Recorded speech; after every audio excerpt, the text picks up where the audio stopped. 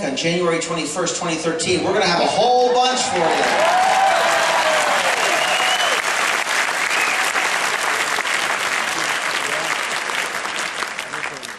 So, ladies and gentlemen, here we sit on the cusp of another historic election. This one, though, unlike the last one, offers a much different choice, a more distinct solution. There are clearly defined lines this November, ones that aren't blurred by the melodic chord of a gifted orator, nor cloaked in the shroud of catchphrases. What we have before us is the option to choose between advancement and decline, solutions or continued crisis. We look out across the land today and see trepidation. We see angst, but more than anything else, we see anger. Citizens shake their fists in rage because of all the promises that were made, but yet left unfulfilled. All the rhetoric that was uttered, which has turned out to be nothing more than flowery language devoid of practical ideas. It makes us angry. It makes us angry because we believed, and it makes us furious because we trusted. The problem is we looked to those who knew not what they would do once they gained power. We entrusted our nation, our economy, and our lives to people who never understood what it was like to live within one's means, to have to produce in order to survive. It seems elite logic doesn't always equate to practical results, does it? Conservative values were skewed and liberal ideals were instituted. Her own party, this leader took a course that was all her own. Never afraid to chart her own course, she quickly moved on to become one of the most successful governors in America, balancing her budget each time she was in office, which is kind of a remarkable feat today in this era of trillion-dollar deficits, no? Makes you wonder, how'd she do it? From there, she went on to become the first female to run as the vice presidential candidate of the GOP. Yet, despite her success, she never strayed from her core principles, and she certainly never forgot who she worked for, the people. Ladies and gentlemen, she's the kind of leader that America is clamoring for now. She is the best-selling author. She is the former governor of Alaska and the 2008 vice presidential candidate. Ladies and gentlemen, please welcome the incomparable Sarah Palin.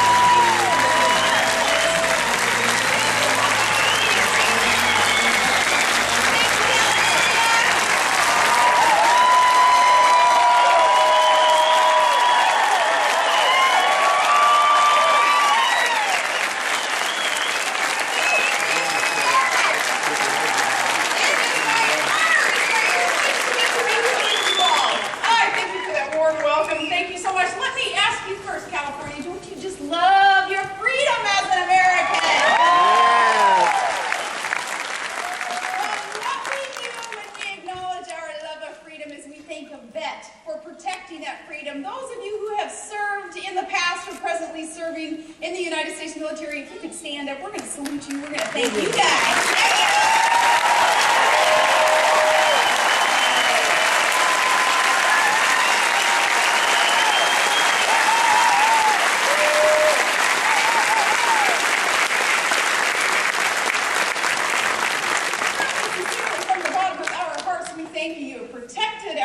Our right to assemble here peacefully and all of our rights in our Constitution. If it wasn't for our United States military, men and women of just America's finest, nothing to apologize for. They're a force for good throughout the world. If it weren't for you, we would not be standing here. So we're going to thank you from the bottom of my heart.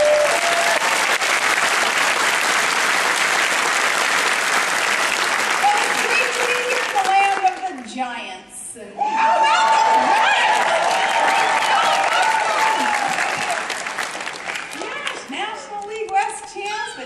great win Monday night, but do I have to cut some clothes off at the time like that?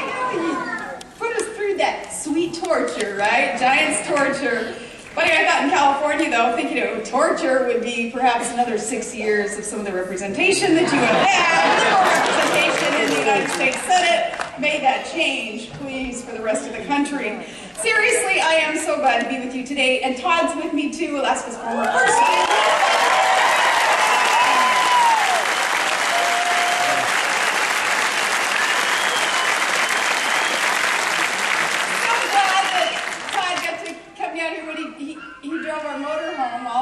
From Alaska. He's driven the highway, the Alcan Highway, twice now, and the past few minutes he came down so that he could watch Bristol on Dancing with the Stars. And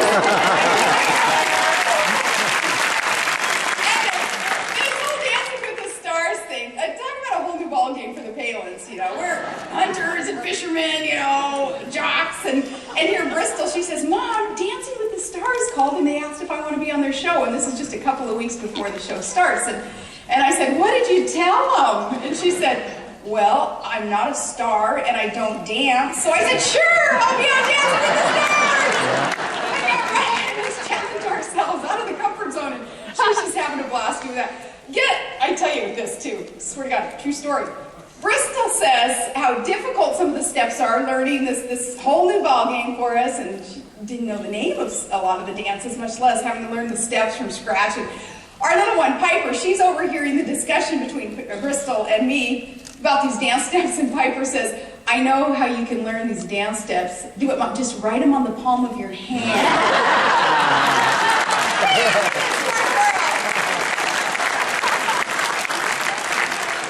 Last thing on Dancing with the Stars, though. So the dancers, or the stars, and as Bristol so humbly, as she would put it, she's not, she says, I'm certainly not a star, but where they house the stars are a really nice little apartment complex near Rodeo Drive. And when we heard that, I said to Bristol, I said, well, I have an idea, and I wasn't kidding at all. I said, how about if we do load up the motorhome and we come driving down to see it? We park there on Rodeo Drive. That's what we would do in Alaska, long road trip.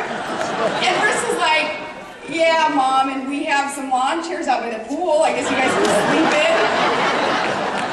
So that's what Todd did. He did load up the motorhome. But no, so glad to get to be with you in California, San Jose, capital of Silicon Valley, the wonderful technology.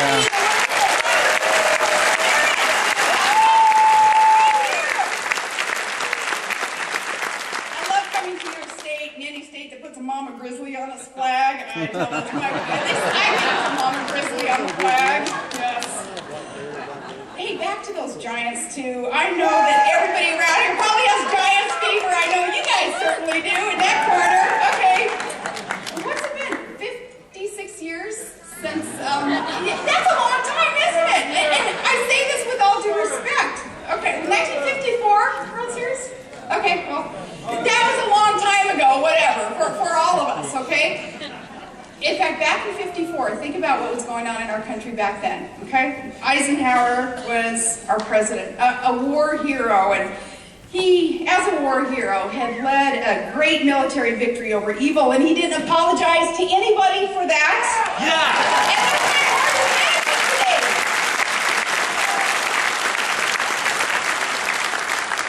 And Eisenhower, back in 54, he presided over an economy where the average new house cost was $10,000. The price of gas is 22 cents a gallon.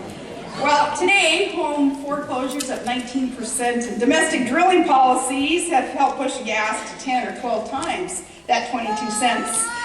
And 1954 was the year that we added "Under God" to our Pledge of Allegiance. Yeah.